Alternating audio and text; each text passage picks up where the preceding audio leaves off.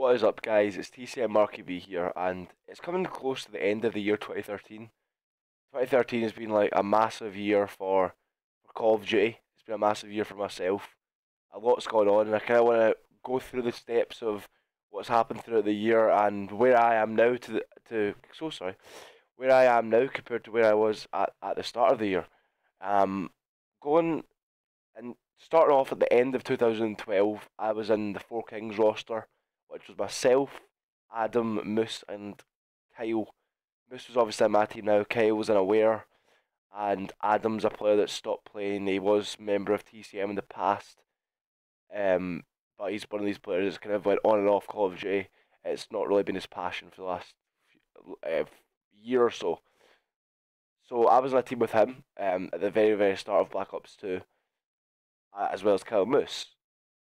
Going into the very first event, which was at the end of 2012, and we came away with a seventh/eighth place at I Series, which wasn't the most competitive event.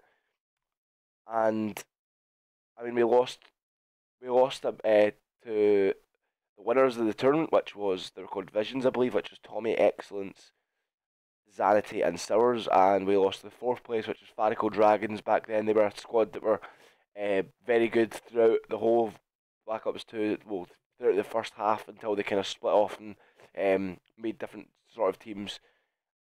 So Farico Dragons was a Maze, Luke, Fizz, and at the time, who was their fourth? Fizz, Luke, Maze. This is a real tough one. Who was it? Oh, who was it? Bizzle. It was Bizzle. That was the team of four.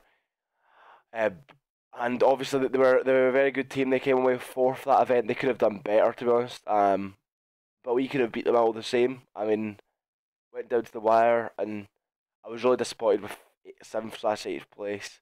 Obviously, I series, we were doing really well online beforehand, and that was just the story of my Call of Duty career up until then. That I was kind of doing well online in different teams, and we weren't doing it at LAN. We just weren't getting the results. I mean, there was a fair few string of unlucky results along the way, and I did get very, very pissed off. And I just thought there was no luck for me in Call of Duty. And going into 2013, I was I was on the breaking point of quitting Call of Duty. Um, just hard to believe. I mean, I hated it at that point. I wasn't depressed, but I was just so demoralised in terms of wanting to compete. And then one day I was just thinking about it, and then I sort of got that burst of motivation and that hunger to succeed. And I continued going on 2013. Got myself in Dignitas, which was myself, Riders, Riddles, and Wonder. It was a very good team online on scrims. We done really, really good. And then we went into the Call of Duty Champs qualifiers. We were still doing good throughout, like the scrims in between. We just didn't deliver. There were so many clutch situations. There were so many matches against teams that online on scrims maybe would be put into the sword. But then in this situation where we were in the Call of Duty Champs qualifiers with a lot on the line, we just seemed to, I don't know what it was. I made a few bad plays throughout, but I was always in the position. It would seem to always be me in the position to make a clutch play against teams that we really shouldn't have been in that position against. And I mean, I was very inexperienced at that point, and I made a few bad plays, and it was a good learning experience for me. But to be honest, it was a bit gutting that that learning experience had to come at such the cost of a massive event. I mean, I still believe that you're probably in the top three, top two in Europe at that point. Going off scrims, I mean, obviously, though we didn't deliver in the actual tournament, which I was very glad about.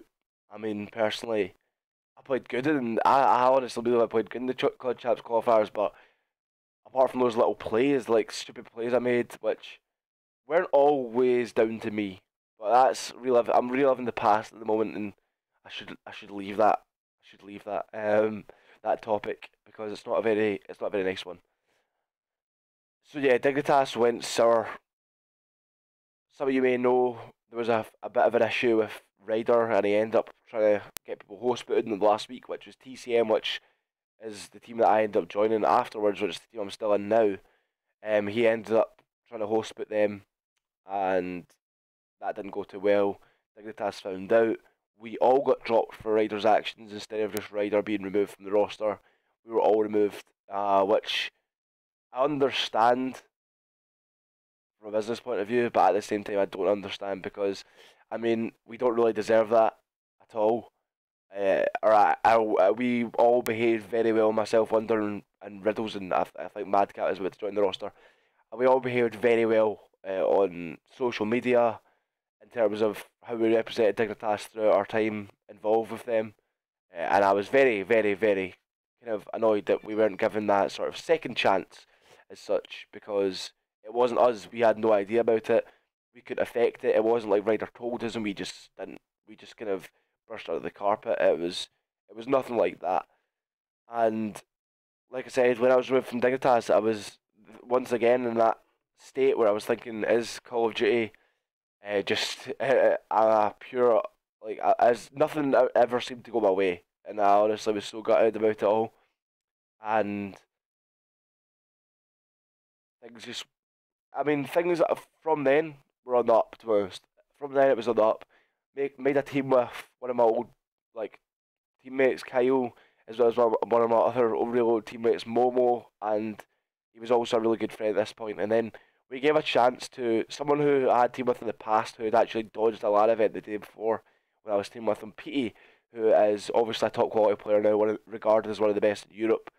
And we gave him a chance, not because he wasn't good, because of his history in the past of dodging events and things and being unreliable. We gave him a chance and he delivered. He was a great player. We were a great team. We came away with 7th place at EGL 9, which I don't really think was deserved. I think we definitely deserved higher than that. We lost to... Who did we lose to? We lost our first match to Millennium to drop us into the losers bracket, and then we lost to Prof. I mean, we could have... It's one of those ones where, like, we played really well. The Millennium game was just a weird game. We didn't win it. And to be honest, dropping into the losers bracket was better for us. It was a harder run in the winners bracket. And then dropping to the losers bracket at a later stage, it was actually a harder run. So losing that early on against Millennium was actually good. We got a good run in the losers bracket. Going into Sunday, we were playing Prof in the morning. And we were playing EQ in the morning actually, and I was super unwell. I was up the whole night being sick. And then we went into that EQ game. I somehow played amazing, went like 13-9 on a hard point. I felt like I was being turned on, and then I was like, whoa, because I was so unwell, I felt so lethargic. And I was lethargic. Don't get me wrong. I was playing bad, but somehow my score didn't reflect that. I don't know what it was. We just, as a team, somehow destroyed them. Then we went on to play Prof for top 6. I had a bucket next to me on main stage. I'd went to sleep for 2 hours before the game, and I felt so bad. Like, oh my god, sorry for yawning. I felt so bad. I can't even explain it. And I did get turned on that game, and I played terrible. And that was just down to me. I couldn't play. Like, I wasn't in a fit state to be playing Call of Duty, and my sort of positive attitude throughout the tournament really was missing in that game for my team. And they were, you could tell they were less pumped, and it's hard to play when one of your players looks so unwell. My face was literally as pale as it is right now on this video. It was bright white, and I needed to really be in bed, not playing a Call of Duty tournament, which was of the utmost importance at the time. But that is the situation I was in, and we ended up losing that game. I think it was 3-1, 3-2, something like that. I mean, it was a close game. We could have won, even if I was terrible at playing sick. But I honestly think we could have won that match if I wasn't so unwell. We were a great little team, but that was the sort of end of the spell. We were going to go to Skyline, ended up getting tonsillitis, no glandular fever. Sorry, so I actually had to cancel going to Skyline like 2 days before, which would have been my last chance to team with those guys, and I ended up moving on to TCM straight after that event. I was given an opportunity by Rich Monksy and Flux to join the TCM team, going on to G21. I'm not gonna lie. At first, I really didn't. I wasn't a massive. I didn't really want to join that bad. Like I wasn't like too like too drawn in, and I mean that was partly due to my team at the time, Kyle, Momo, and P. They didn't really want me to leave, as far as I'm aware, and they were trying to convince me not to, which kind of put a downer on it. And because I'd been really good friends with those guys, it was kind of hard to leave. But then I think I made the right choice in joining TCM. Well, I definitely did make the right choice. I'm not going to say I did. I made the right choice in joining TCM. Went into G21. Kind of expecting to come maybe top 8. We weren't doing too good online beforehand in scrims, and this was probably the only team that I've ever been in that's been battered online. We did get battered online, but it was a learning experience. We learned really how to play the game properly, and then going into G21, we stormed it. I mean, our S&D was sick beforehand, which was our curveball. We seemed to be able to dominate S&D matches, and it wasn't any different at G21. We won near enough every S&D. Apart from against, who did we lose S&Ds to? We lost one S&D against Optic and one S&D against Call. Optic were known as one of the best S&D teams in the world at this point, and Call were the best team, and they could win anything. We came away with second, beating the likes of Impact, Envy, AA, Curse, Optic, Giants, numerous top teams in Europe and the world, massive names, and we managed to beat them. We got second, which we were all kind of disappointed about, because we honestly believe that we could have won that whole tournament with how we were playing. In the final, we made a lot of mistakes. You could watch it back, and you would see firsthand, like, we made mistakes. One first map, second map on S&D, the game was ours at points. Like, we were getting first pick on near enough every round, and we just seemed to screw up that one man advantage, which on S&D, I mean, clutches can happen on S&D. Like, when you get the first pick, clutches can happen, but you shouldn't really be letting them happen in like round after round after round. And it was a bit gutting for us. I mean, we got our heads on next map, but CTF was Cole's. That was Cole's niche. They didn't lose one until the very final event of Black Ops 2. With that squad, they won every single CTF. They were known for their solid CTF play, so we weren't really expected to win that game. Then it went to the last hard point, and they just kind of stepped up the heat, and they won by it was a decent margin of about 70 points. They won by, didn't blow us away, but once again there was chances for us to win the game. We used things like streaks wrong, our position was wrong in certain pinches, things like that. There was little things that didn't go our way. We lost that game. So there was another few events after that, but I don't really want to talk about them. EGLs, ICs, they weren't really, no disrespect to those guys, but they weren't really massive events. They were kind of just small fillers going into the next events, which would be G52. G52 is massive for us. Monks actually had to take a step back from the team, which was a bit gutting because he was always the brains behind the operation as such, and he was a very good leader. I'm not gonna lie, he was a sick leader. It was no surprise that he's a very intellectual guy in and out of the game, and he ended up having to quit Call of Duty due to he was going to Cambridge. Cambridge, obviously, one of the biggest universities in the world. And with that, it also has one of the strictest schedules in the world in terms of how much your workload is intense. And he didn't really have time. He knew that he wouldn't have time to play Call of Duty at this point, so he had to take a step down, and that made way for Moose. And going to G52, we were looking decent. We were looking better than G51, if I'm honest. We were looking like a better squad than we were going in from G51. But when it came to G52, we just weren't intense enough. There was a lack of intensity in the team. We just didn't seem to want it, and the first match kind of screwed us over. We were so lethargic and unintense in the first game against Millennium, and then that loss really, because the way the bracket system worked, one loss could really fuck you over. And we went in against Envy, who we're a better team than us anyway.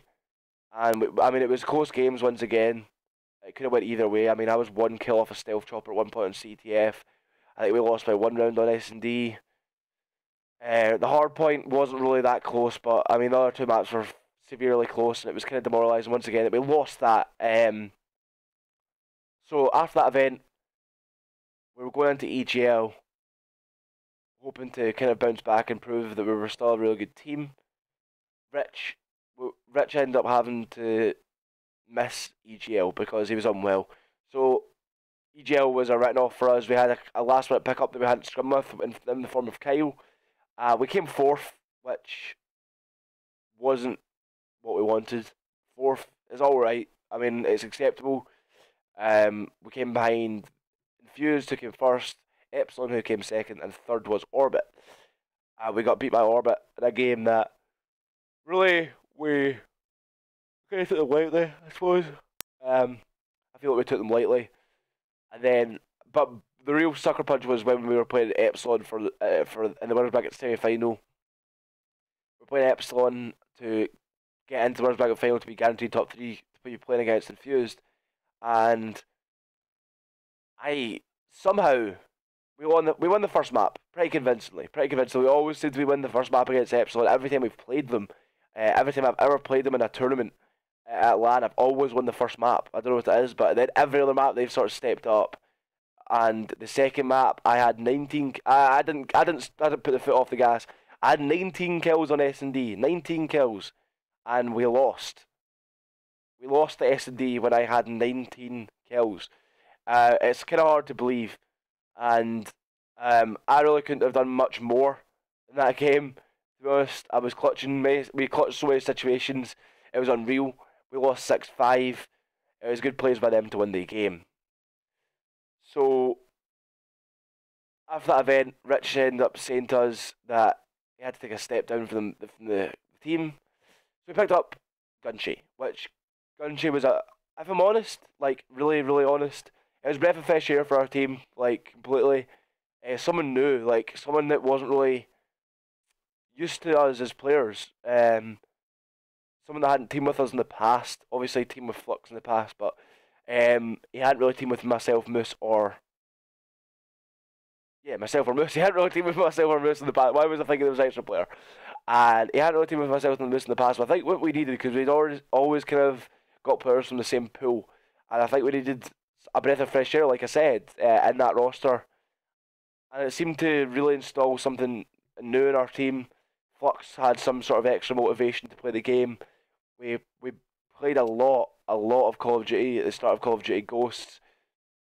We went into MLG thinking we could honestly win that event. And I'm not lying to you, we honestly did think we could win the event, how good we were, because we were watching American teams online, and we just honestly didn't think they were that much better than us. We thought like this event, if there was any, that we could honestly be on the same level as them. Obviously, now that Christmas time and there's other commitments coming up, Americans are going to step ahead once again, I'd imagine, which is a bit unfortunate. But there was no major commitments for anyone in the first 2 weeks before MLG, so everyone was just hammering the game, and we really did get ahead of Europe we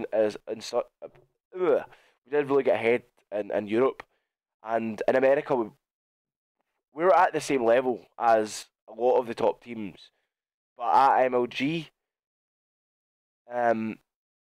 against Complexity, Moose honestly had one of the best performances ever, and I felt so bad for him that we didn't get a win there, because honestly he had a blinder against Complexity, and to be honest, Complexity first map in particular, I had a shocker. Well, I mean, if you go back and look at it, my score wasn't terrible. I mean, I didn't drop triple negative. I went negative by a few, but for me, like, I'm a perfectionist in the terms of how I play Call of Duty, and if I don't play good, I let myself know. I don't like move on and pretend that it's not happened. I make my team and myself aware that I played bad, and it kind of gives me that extra motivation to play good. Going into that Justice game, I mean, I've never seen a team bounce back from a result so well We were all pumped. We're ready to go. Just as we're a really good S&D team, we never let any loss on S&D put us down. Blitz, we didn't know how to play at that point, and we really felt like if we knew how to play Blitz at that point, we would have won that match because it was so close. We won the domination. We won every single domination of this tournament convincingly at MLG. We won every single one convincingly, bar the complexity 1-pointer.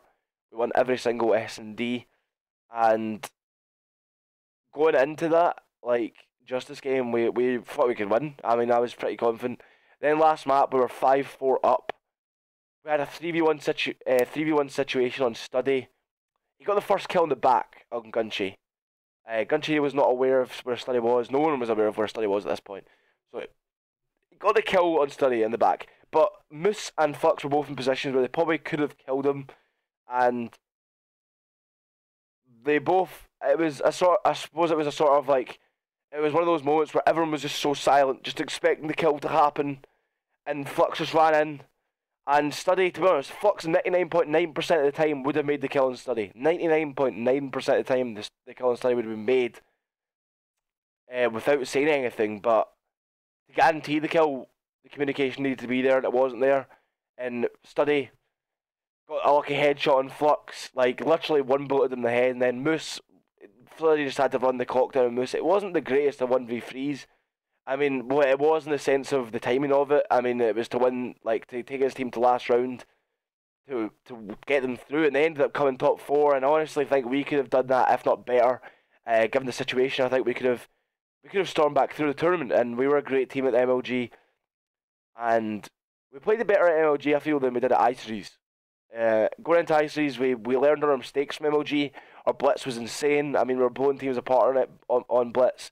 I don't think Europe had grasped how to play Blitz at this point, so it was kind of easy pickings. We won the majority of Blitzes apart from one where a hard camp strategy by Broken, by him just literally sitting on his flag, really threw us off guard, and he made a lot of clutch kills.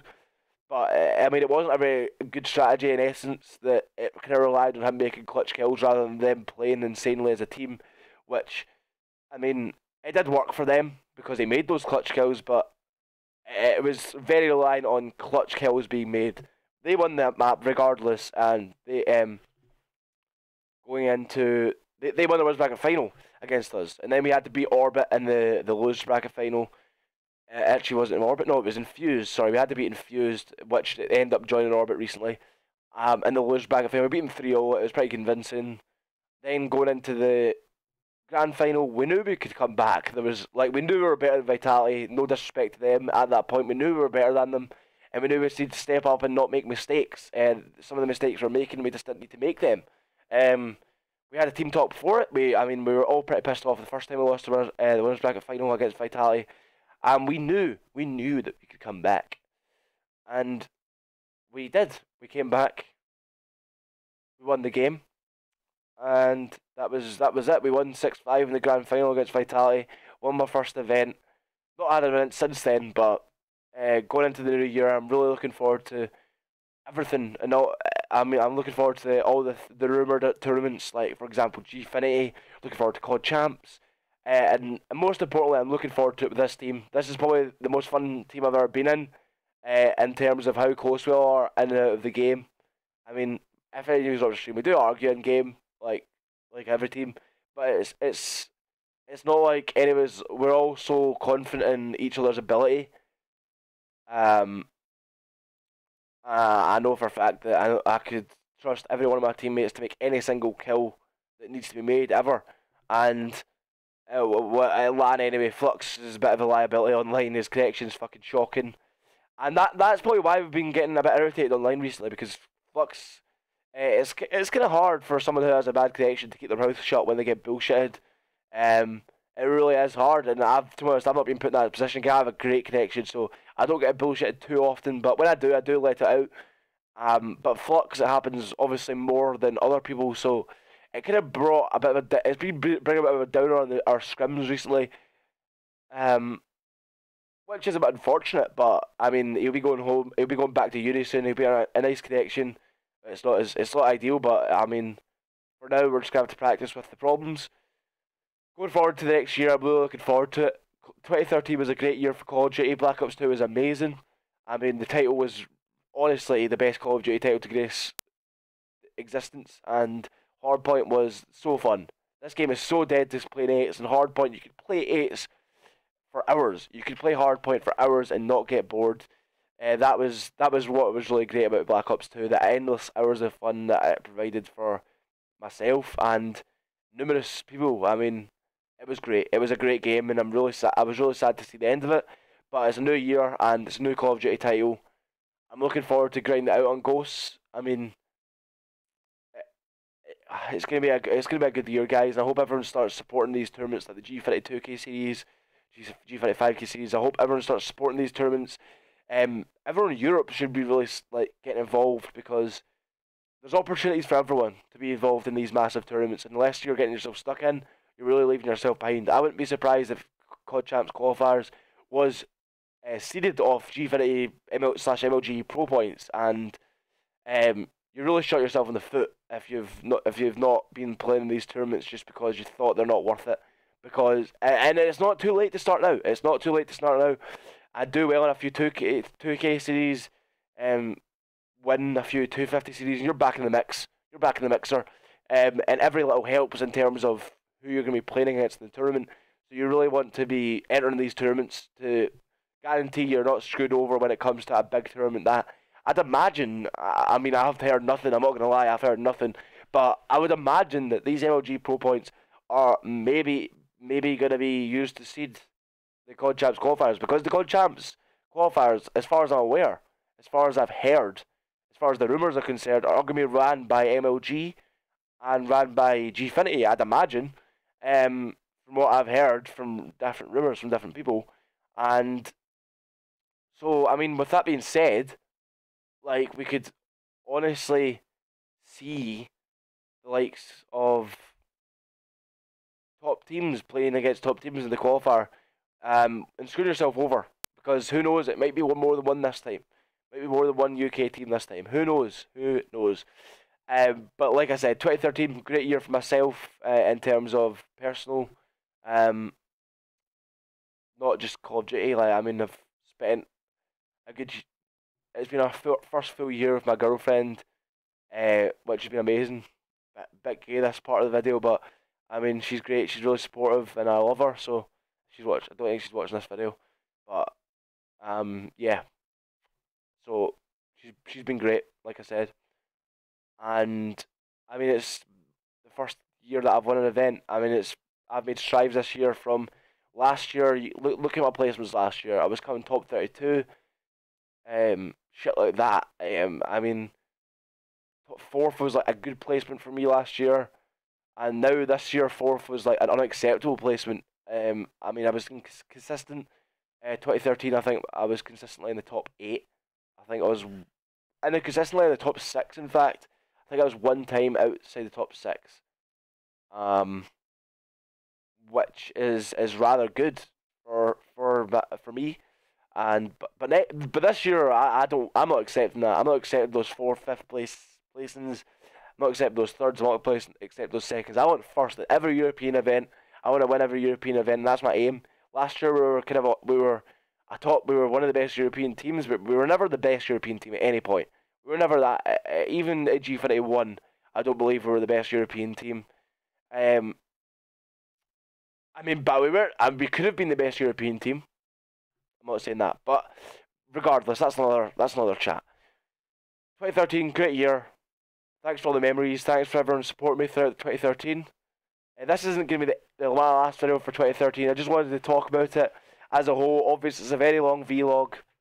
And I kind of went through different events in my gaming history and went through those individual events and talked a little bit about them. Hope you've enjoyed the video. And I'll see you guys in 2014. Expect more content from myself. More and more content. Streams, all sorts. Continue to subscribe, guys, because if I can make it big, like, if I can get myself to a high level of subscribers, like, we need people like with big personalities and big followings, and we do have it in Twitter, but we need it in YouTube and things like that, and all different social medias. We need big personalities in Europe. That's what we're lacking a lot, and maybe that's the reason we don't get as many sign-ups and tournaments and things, because we don't have these personalities. I'm not quite sure what the reason is. Maybe that's just a really, I don't know. Who knows? I'm just guessing. But I really would appreciate it, guys, if you help me make that a reality and help grow myself as an individual. Subscribe to me, like my videos. Sounds like a bit of a beg, but thanks a lot, guys, for watching, and I'll see you all later. Love you all. Merry Christmas. Happy New Year, guys. Bye. Bye.